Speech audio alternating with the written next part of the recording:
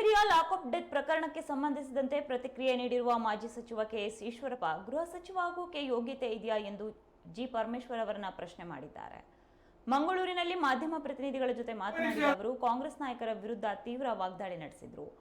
ಎಲ್ಲಾ ಮುಸಲ್ಮಾನರನ್ನು ನಾನು ಟೀಕೆ ಮಾಡೋದಿಲ್ಲ ಎಂದು ಈಶ್ವರಪ್ಪ ಹೇಳಿದರು.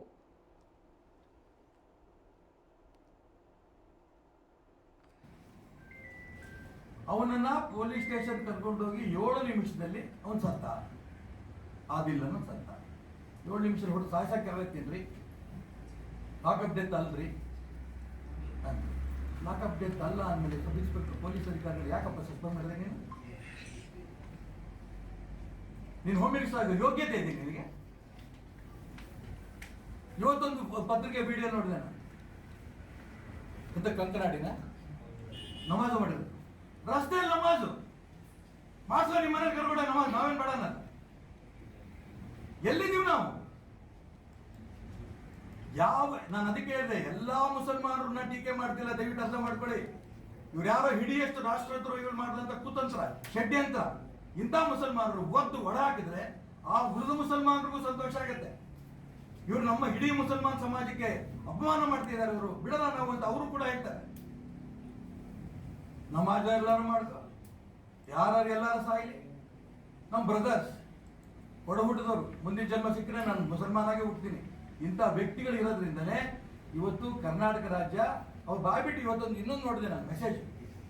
ನಾವು ಚುನಾವಣೆ ಓಟ್ ಕೊಟ್ಟಿದ್ದೀವಿ, ನಾವು ಗೆಲ್ಸಿದೀವಿ. ಇದು ಟಿಪ್ಪು ನಗರ, ಟಿಪ್ಪು ರಾಜ್ಯ. ಇದು ಏನ್ ಮಾಡ್ತೀರಿ ಮಾಡ್ಕೊಳ್ಳಿ. ಎಷ್ಟು ಸೊಕ್ಕಿನ ಮಾತಾಡಕ್ಕೆ ಎಲ್ಲಿಂದ ಧೈರ್ಯ ಬಂತವರಿಗೆ? ಇದಕ್ಕೆ ನಾನು ಹೇಳಕ್ ಹೊರಟಿರೋದು, ಇವತ್ತು ಹಿಂದುತ್ವ ಜಾಗೃತಿ ಆಗತ್ತೆ. ಉದಾಹರಣೆಗೆ ಇಲ್ಲಿ ಹಿಜಾಬ್ ಸಬ್ಜೆಕ್ಟ್ ಶುರುವಾಯ್ತು. 6 ಜನ ಹೆಣ್ಮಕ್ಳು ಹಾಕೋಬಂತು. ಅದಕ್ಕೆ ಯಾರೋ ಬೆಂಬಲ ಕೊಟ್ಕೊಂತ ಹೋದ್ರು. ಇಡೀ ರಾಜ್ಯದ ಮುಸಲ್ಮಾನರಿಗೆ ಬೆಂಬಲ ಕೊಡಲಿಲ್ಲ, ಆದ್ರೆ ಅದಕ್ಕೆ ಪ್ರೇರಣೆ ಸಿಕ್ತು. ಹಿಂದೂ ಸಮಾಜ ಸುಮ್ಮನೆ ಕೂರ್ತಾ?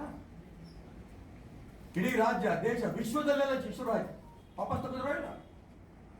ಇವತ್ತು ನಾನು ಎಚ್ಚರಿಕೆ ಕೊಡ್ತೀನಿ ರಾಜ್ಯದ ಮುಖ್ಯಮಂತ್ರಿಗಳಿಗೆ, ಗೃಹ ಮಂತ್ರಿಗಳಿಗೆ. ತುಷ್ಟೀಕರಣ ನೀತಿ ಇದೆಯಲ್ಲ, ಇದೇ ನಿಮ್ಮನ್ನು ಇವತ್ತಿಲ್ಲ ನಾಳೆ ಸುಡುತ್ತೆ. ನಿಮ್ಮ ಸರ್ಕಾರವನ್ನು ಭಸ್ಮ ಮಾಡುತ್ತೆ. ಹಿಂದುತ್ವ ಖಂಡಿತ ಜಾಗೃತಿ ಆಗುತ್ತೆ. ಯಾರು ರಸ್ತೆ ಮೇಲೆ ಈ ರೀತಿ ಬದುಕು ಮಾಡಿದಾರೋ, ನಮಾಜ್ ಮಾಡಿದಾರೋ ಅವ್ರು ತಕ್ಷಣ ಅರೆಸ್ಟ್ ಮಾಡಿ. ಯಾವ್ಯಾವ ಕಾಯ್ದೆಯಿಂದ ರಾಷ್ಟ್ರದ್ರೋಹಿ ಕೃತ್ಯ ಮಾಡಿದಾರೋ ಆ ಕೇಸ್ಗಳಾಗಿ ಒಳಹಾಕಿ ಅವ್ರನ್ನ. ಹಿಂದೂಗಳು ಮುಸಲ್ಮಾನರು ಸಂತೋಷವಾಗಿರೋದು ನಿಮ್ಗೆ ಇಷ್ಟ ಇಲ್ವಾ?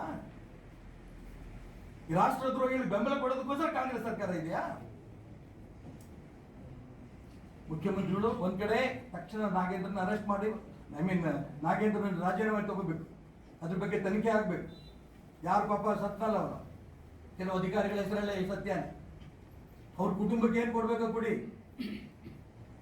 ಜೊತೆಗೆ ಇವತ್ತು ಈ ರೀತಿ ಮುಸಲ್ಮಾನ ವ್ಯಕ್ತಿಗಳು ಏನ್ ಮಾಡ್ತಾ ಇದ್ದಾರೆ, ಷಡ್ಯಂತ್ರಗಳು ಮಾಡಿ, ಗೂಂಡಾಗಿರಿಗಳು ಮಾಡಿಕೊಂಡು ಕೊಲೆ, ಸುಲಿಗೆ, ರಸ್ತೆಯಲ್ಲಿ ನಮಾಜು, ಇಂಥವ್ರ ಬಗ್ಗೆ ಬಿಗಿ ಕ್ರಮ ತಗೊಳ್ಳಿಲ್ಲ ಅಂತಂದ್ರೆ ಇಡೀ ದೇಶದಲ್ಲಿ ಕಾಂಗ್ರೆಸ್ ಇಲ್ದಂಗೆ ಆಗ್ತಾ ಇದೆ. ಕರ್ನಾಟಕ ರಾಜ್ಯವು ಕೂಡ ಭಸ್ಮ ಆಗತ್ತೆ ಅನ್ನೋ ಎಚ್ಚರಿಕೆಯನ್ನ ರಾಜ್ಯ ಮುಖ್ಯಮಂತ್ರಿಗಳು ಕೊಡಕ್ಕೆ ಇಷ್ಟಪಡ್ತೇನೆ. ಜೊತೆಗೆ ನಮಾಜ್ ಆಗಿರುತ್ತೆ ಈ ಸಂದರ್ಭದಲ್ಲಿ ಇಡೀ ಹಿಂದೂ ಸಮಾಜ ರಾಜ್ಯದಲ್ಲಿ ಜಾಗೃತಿ ಆಗುತ್ತೆ. ಕೋಮುಗಲಭೆಗೆ ಕಾರಣ ನೀವೇ ರಾಜ್ಯ ಸರ್ಕಾರ ಆಗ್ತೀರಿ. ನಮಾಜ್ ಮಾಡುತ್ತಿರಂತ ವ್ಯಕ್ತಿಗಳು ಅರೆಸ್ಟ್ ಮಾಡಕ್ ನಿಮ್ದೇನು ತೊಂದ್ರೆ? ರಕ್ತ ಹಚ್ಕೊಂಡು ಹುಟ್ಟಿದ್ದೀರ ಅವ್ರ ಜೊತೆ ನೀವೇನಾರು? ಈಶ್ವರಪ್ಪ